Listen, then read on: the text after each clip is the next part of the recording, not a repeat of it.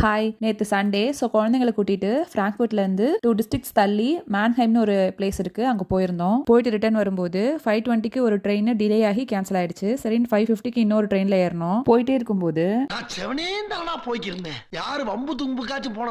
மாதிரி 6 o'clock train stop ஆயிடுச்சு. சரி, வேற ஏதோ ட்ரெயின் வரப்போகுது, அதுக்காக வெயிட் பண்றோம்னு நினைச்சு பார்த்தா 6 o'clockலேருந்து 7:20 வரைக்கும் ட்ரெயின்குள்ளே தான் உட்காந்துருந்தோம். ட்ரெயின் நகரவே இல்லை. அவங்க ஏதோ அனௌன்ஸ்மெண்ட் பண்றாங்க, ஃபுல்லா ஜெர்மன்ல பண்றதுனால எங்களுக்கு ஒண்ணுமே புரியவும் இல்லை. கொஞ்ச நேரத்துல போலீஸ், டாக்டர், ஃபயர் டிபார்ட்மெண்ட்ல இருந்து நிறைய ஆபீசர்ஸ்லாம் வந்துட்டாங்க. அந்த ட்ரெயின்ல குழந்தைங்க, வயசானவங்க, பெட் டாக்ஸ்னு டோட்டலா ஒரு 400 பேசஞ்சர்ஸ் இருந்தோம். பக்கத்துல 300 மீட்டர்ஸ்ல போபன்ஹைம் ஒரு ரயில்வே ஸ்டேஷன் இருந்துச்சு. கொஞ்ச நேரத்துல எல்லா பேசஞ்சர்ஸையும் ட்ரெயின்ல இருந்து இறக்கி இந்த ஸ்டேஷனுக்கு பக்கத்துல ஒரு ஹாலுக்கு கூட்டு போனாங்க. எல்லாரையும் ரெஸ்கியூ டீம் மெம்பர்ஸ் வந்து எல்லாரையும் பத்திரமா இறக்கி விட்டு அங்கங்க நின்றுட்டு இருந்தாங்க, வழி காமிச்சிட்டு இருந்தாங்க.